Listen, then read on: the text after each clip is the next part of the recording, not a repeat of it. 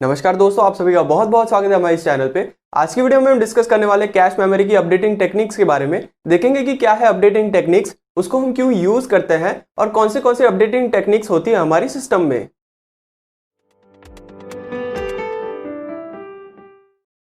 तो अब तक हमने देखा कि कैसे हम हमारी कैश मेमोरी में हमारे ब्लॉक्स को रिप्लेस करते हैं ताकि हम नए ब्लॉक्स को हमारे कैश मेमोरी में ला सके। अब पहले ये बात कंसीडर करते हैं कि हम किसी ब्लॉक को कैश मेमोरी में लाते क्यों हैं। हम हमारी कैश मेमोरी में ब्लॉक्स को इसलिए लाते हैं ताकि हमारा सीपीयू उसके ऊपर ऑपरेशन परफॉर्म कर सके। अब एक्चुअल में होता क्या है कि हमारा सीपीयू जो है पहले रजिस्टर्स में डेटा लेगा कैश मेमोरी से, उसके ऊपर ऑपरेशन परफॉर्म करेगा और हमारे रजिस्टर्स वो डेटा अपडेट करेंगे हमारी कैश मेमोरी में। यानी कि सीपीयू अगर कोई रीड और राइट ऑपरेशन परफॉर्म करना चाहता है तो उसके लिए वो क्या करेगा कि कैश मेमोरी में से रजिस्टर्स में डेटा लेगा, फिर उसके बाद ऑपरेशन परफॉर्म करेगा और कैश मेमोरी पे अपडेट कर देगा। अब बात यह है कि जब हमारे कोई डेटा अपडेट होता है या फिर उसमें कोई चेंजेस होते हैं कैश मेमोरी में, तो कैश मेमोरी एक्चुअल में है क्या, हमारे मेन मेमोरी की एक इमेज मेंटेन करता है हमारा कैश मेमोरी।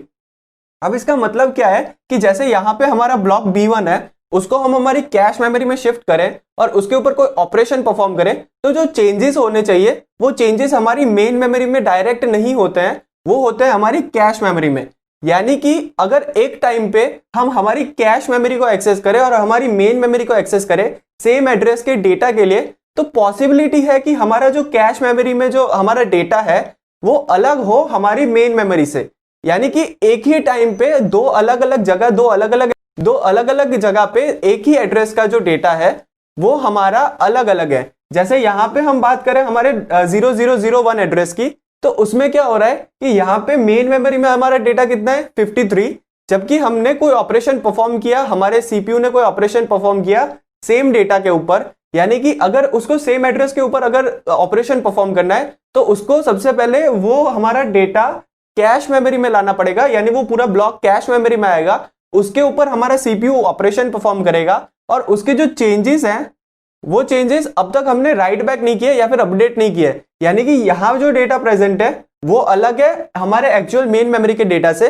तो ये जो सिचुएशन है जिसमें हमारे सेम एड्रेस के डेटा दोनों अलग अलग जगह पे अलग अलग प्रेजेंट है, दोनों की वैल्यूज अलग है, उसको हम कहते हैं हमारी कोहेरेंस सिचुएशन। और ये हमारे डेटा को कंसिस्टेंट नहीं रखती, यानी कि कोहेरेंस जब भी आता है तब हमारी डेटा कंसिस्टेंसी में बहुत इफेक्ट आता है और ये इसकी वजह से हमें हमारी अपडेटिंग टेक्निक्स यूज करनी पड़ती है, अपडेटिंग मेथड्स यूज करनी पड़ती है, ताकि क्या हो कि हमारा जो कैश मेमोरी का डेटा हो जिसपे हमने कोई ऑपरेशन परफॉर्म किया है वो हम राइट बैक करें हमारे मेन मेमोरी के ऊपर, ताकि अगर इन केस ऐसा हुआ कि किसी ब्लॉक को हमने यहाँ पे कैश मेमोरी में लाने के लिए हमने हमारा जो इनिशियल ब्लॉक था जिसके ऊपर हमने कोई ऑपरेशन परफॉर्म किया था उसको हम रिप्लेस कर दे, तो वो जो चेंजेस है वो हमारी मेन मेमोरी में पहले स्टोर होने चाहिए, अपडेट होने चाहिए, ताकि हमारा कोई डेटा में कंफ्यूजन ना हो, हमारा डेटा कंसिस्टेंट रहे। तो इसलिए यूज होती है हमारी अपडेटिंग टेक्निक्स। तो चलिए देखते हैं कि हमारे पास कौन सी टाइप की अपडेटिंग टेक्निक्स है। तो बात करें टाइप्स ऑफ अपडेटिंग टेक्निक्स के बारे में, तो टाइप्स ऑफ अपडेटिंग टेक्निक्स में हमारे पास दो टाइप की अपडेटिंग टेक्निक्स है, एक है राइट थ्रू और एक है राइट बैक, जिसके बारे में हम पढ़ेंगे थोड़ी देर में।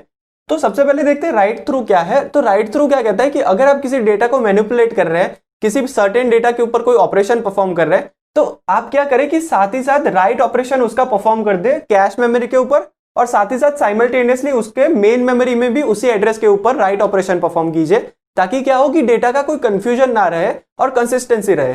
तो अब बात यह है कि अगर हमारा सीपीयू कोई ऑपरेशन परफॉर्म कर रहा है, कोई भी डेटा मैनिपुलेट कर रहा है, तो वो किस पे करेगा, हमारे रजिस्टर्स के ऊपर करेगा।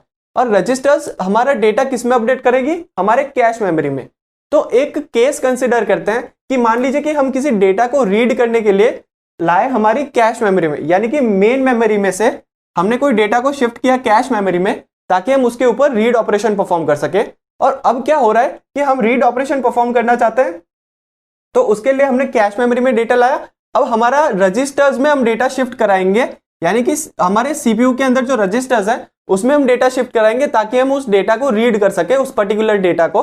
और अब क्या हो रहा है कि हमने उसको रजिस्टर्स में सेव कर लिया, हमारे डेटा को रजिस्टर्स में स्टोर किया है। अब थोड़ी देर तक हम उसके ऊपर सिर्फ रीड ऑपरेशन परफॉर्म कर रहे हैं, कोई राइट ऑपरेशन परफॉर्म नहीं कर रहे हैं, और बाकी किसी और डेटा के ऊपर हमें राइट ऑपरेशन परफॉर्म करना था। तो हमने क्या किया कि वापस से हमने कोई दूसरा ब्लॉक यहाँ पे शिफ्ट किया कैश मेमोरी में, और पहले वाला जो ब्लॉक था उसको रिप्लेस कर दिया।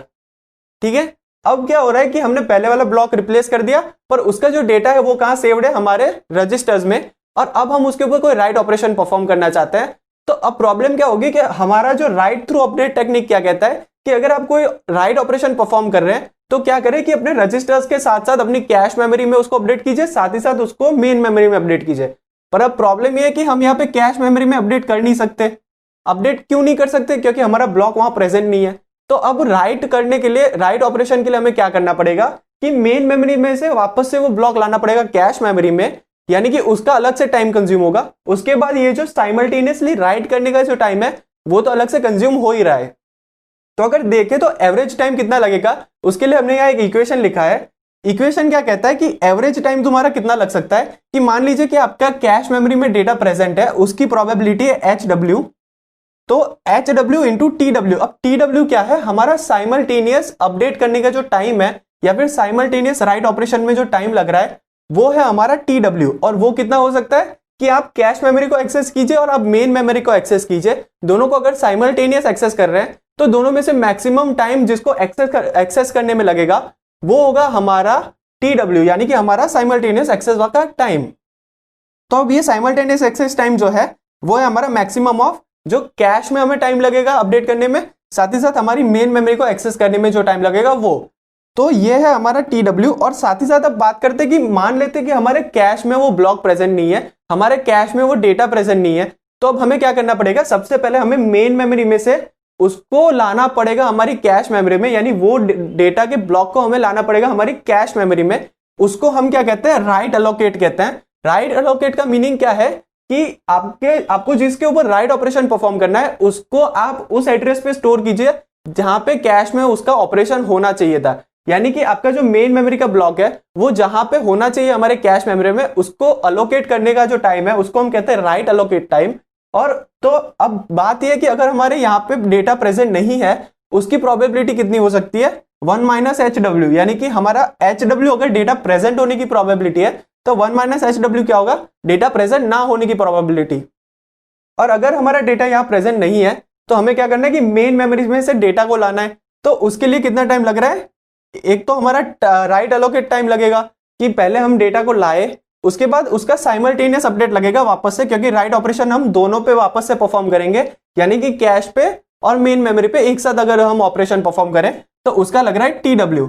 तो ये है हमारा एवरेज राइट टाइम हमारे राइट थ्रू टेक्निक में। अब देखते हैं हमारे राइट बैक टेक्निक में हम कैसे अब हमारी अपडेट करते हैं हमारे डेटा को। तो हमारे राइट थ्रू अपडेटिंग टेक्निक में हम क्या करते थे कि हम कैश और मेन मेमोरी दोनों पे अपडेट ऑपरेशन एक ही साथ परफॉर्म करते थे, जिसमें क्या होता था कि बहुत ज्यादा टाइम कंज्यूम होता था। और हर एक राइट ऑपरेशन के साथ अगर हम दोनों जगह पे राइट ऑपरेशन परफॉर्म करें तो बहुत ज्यादा टाइम कंज्यूम होगा।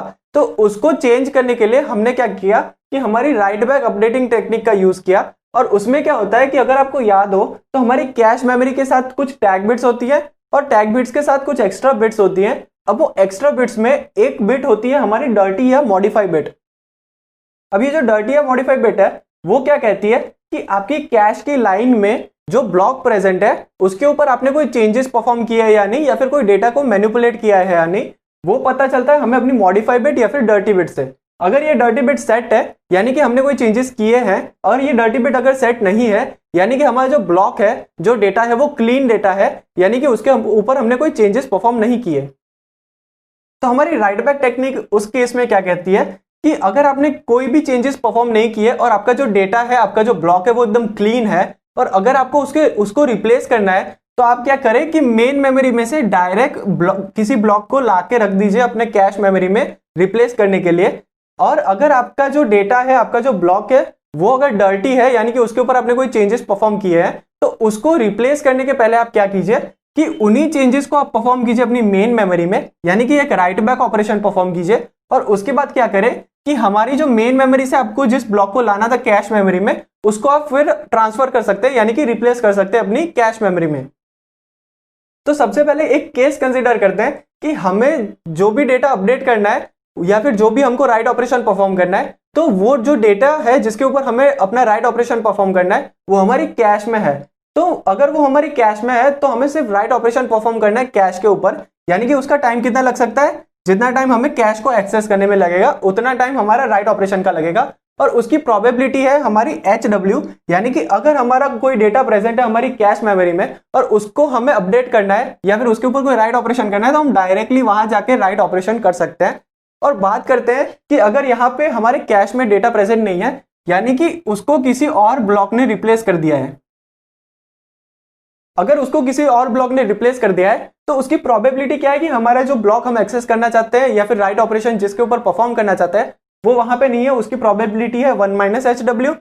और अगर 1 - HW उसकी प्रोबेबिलिटी है तो हमें अगर राइट ऑपरेशन परफॉर्म करना है तो हम राइट ऑपरेशन सिर्फ परफॉर्म करते हैं हमारे कैश के ऊपर। तो हमें क्या करना पड़ेगा कि अगर हमें हमारा जो B1 जो ब्लॉक था उसके ऊपर राइट ऑपरेशन परफॉर्म करना है तो हमें सबसे पहले उसे मेन मेमोरी में से हमें लाना पड़ेगा हमारी कैश मेमोरी में, और उसके लिए हमें क्या करना पड़ेगा कि यहाँ पे जो ब्लॉक प्रेजेंट है उसको वापस से रिप्लेस करना पड़ेगा। और उसको जो रिप्लेस करना पड़ेगा उसके पहले हम चेक करेंगे कि उसकी कोई डर्टी बिट है या नहीं, यानी कि ये जो हम डेटा लाए थे, ये जो ब्लॉक एक्स्ट्रा लाए थे BX ब्लॉक, अगर वो ब्लॉक अगर डर्टी है तो उसके पहले हमें क्या करना पड़ेगा कि उसको रिप्लेस करने से पहले हमें मेन मेमोरी में उसका जो डेटा है वो अपडेट करना पड़ेगा, यानी कि उसमें एक टाइम लगेगा हमारा मेमोरी एक्सेस टाइम। फिर हम क्या करेंगे, हमारे B1 ब्लॉक को मेन मेमोरी में से वापस लाएंगे हमारे कैश मेमोरी में, तो उसमें कितना टाइम लग सकता है, वापस से TM यानी कि वापस से एक मेमोरी एक्सेस लगेगा हमारे B1 ब्लॉक को लाने के लिए हमारी कैश मेमोरी में, और उसके बाद हम राइट ऑपरेशन परफॉर्म करेंगे हमारी कैश मेमोरी के ऊपर जिसमें लग सकता है हमारा TC टाइम। तो ये जो TC + TM टाइम है वो हमारे ब्लॉक को मेन मेमोरी में से लाने के बाद हमारे कैश के ऊपर राइट ऑपरेशन परफॉर्म करने का टाइम है। और अगर बात करते हैं कि हमने जो ये ब्लॉक रिप्लेस किया BX ब्लॉक, अगर वो क्लीन ब्लॉक है यानी उसमें कोई डेटा को हमने अपडेट या मैनिपुलेट नहीं किया, तो उस कंडीशन में क्या होगा कि हम डायरेक्टली हमारा जो B1 ब्लॉक है वो हमारी मेन मेमोरी में से ला सकते हैं हमारी कैश मेमोरी में, जिसमें टाइम लगेगा हमारा TM क्योंकि हमें मेमोरी को एक्सेस करना है, और साथ ही साथ हमें राइट ऑपरेशन परफॉर्म करना है, यानी कि हमें टाइम लगेगा कैश मेमोरी को एक्सेस करने वाला टाइम। तो ये है हमारा राइट ऑपरेशन हमारे राइट बैक टेक्निक में, जिसमें हम क्या करते हैं कि अगर हमारी डर्टी बिट सेट है तो उसके लिए राइट बैक ऑपरेशन परफॉर्म करते हैं, फिर ब्लॉक को रिप्लेस करते हैं, या फिर अगर क्लीन है हमारा ब्लॉक तो हम डायरेक्टली उसको रिप्लेस करते हैं। तो ये थी हमारी राइट बैक टेक्निक। तो ये था हमारा पूरा ऑपरेशन हमारे राइट बैक टेक्निक में। तो आज की वीडियो इधर ही खत्म करते हैं हमारी राइट बैक टेक्निक के साथ। मिलेंगे आपसे अगली वीडियो में जहां हम बात करेंगे मल्टी लेवल कैश के बारे में, साथ ही साथ कुछ क्वेश्चन करेंगे कैश मेमोरी के बारे में। तब तक के लिए अपना ख्याल रखें। जय हिंद।